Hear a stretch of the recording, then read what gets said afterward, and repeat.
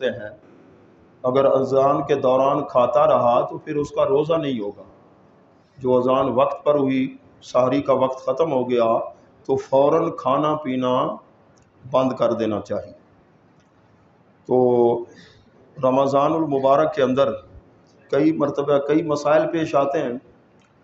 نماز وتر کی جماعت ہوتی ہے رمضان شریف میں، تو کبھی بھول کر جو ہے امام کیا کرے، جو اللہ اکبر کہہ کے دعائے قنوت پڑھنی تھی، امام رکوع میں چلا گیا، اب پیچھے مقتدی اللہ اکبر کہہ رہے ہوتے ہیں، تو یہ اللہ اکبر نہیں کہنی چاہیے، امام بھول گیا، واجب بھول کر اس سے رہ گیا، دعائے قنوت پڑھنا واجب ہے، رکوع میں چلا گیا، رکوع فرض ہے، اب فرض سے واپس نہیں لوٹے گا، اگر واپس لوٹا تو پھر گناہ گار ہوگا۔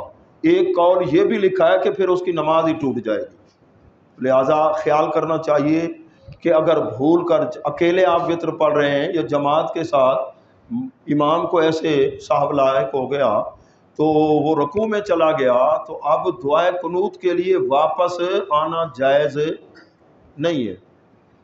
تو ایسے ہی جو فرائض کی جماعت میں شامل نہیں ہوا، جب مسجد میں آیا تو فرائض کی جماعت ہو چکی تھی، نماز تراویح ہو رہی تھی، تو اس نے فرائض اکیلے پڑھے، اب نماز وتر کی جماعت میں شامل ہو سکتا ہے یا نہیں؟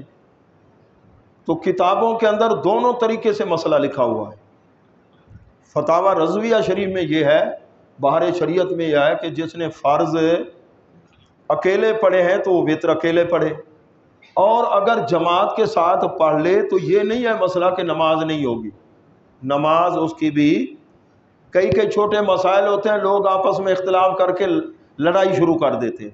ایک مرتبہ ایسا ہوا، بٹا نمبر 1 پر 2 آدمی لڑ پڑے آپس میں اسی مسئلے میں، حالانکہ کوئی لڑائی کا مسئلہ نہیں ہے، تو اختلاف ہو جاتا ہے علماء میں کہ یہ نماز جو وتر کی جماعت ہے یہ فرضوں کے تابع ہے یا تراویح کے تابع ہے؟ اگر فرضوں کے تابع تو پہلے 11 مہینے تو نہیں ہوتی صرف رمضان شریف میں، اس کی حیثیت کو اس طرح مد نظر رکھ کے تو فقہا کے اندر کوئی جزیات کا آپس میں اختلاف ہوتا ہے، تو افضل طریقہ یہ ہے کہ وہ اکیلے پڑھے۔ اللہ تبارک و تعالی ہم سب کو فہم دین نصیب فرمائے۔ اذکروا اللہ افضل ذکر اللہ